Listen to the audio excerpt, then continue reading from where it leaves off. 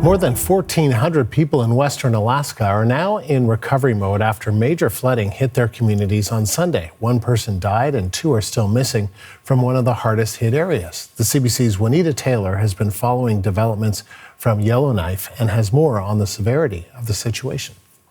It's a very dire situation in Western Alaska. 49 coastal communities were in an unexpected direct path from the remnants of Typhoon Halong. Now, these are remote communities. They are mainly populated by Inupiat people.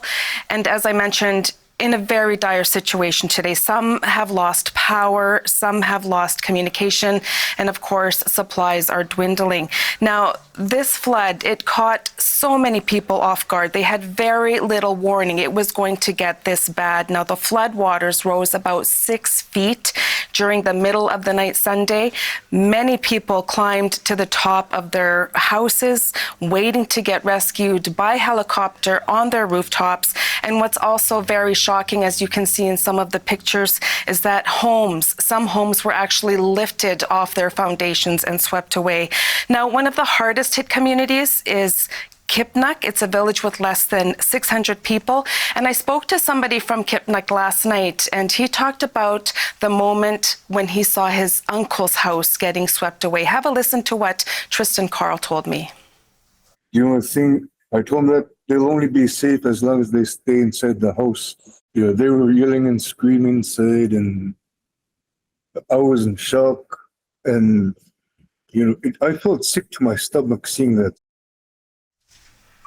Now, Tristan Carl is also helping in recovery efforts. He told me last night that it could be about a year until people can return to their homes, if that. That's just a rough estimate, of course.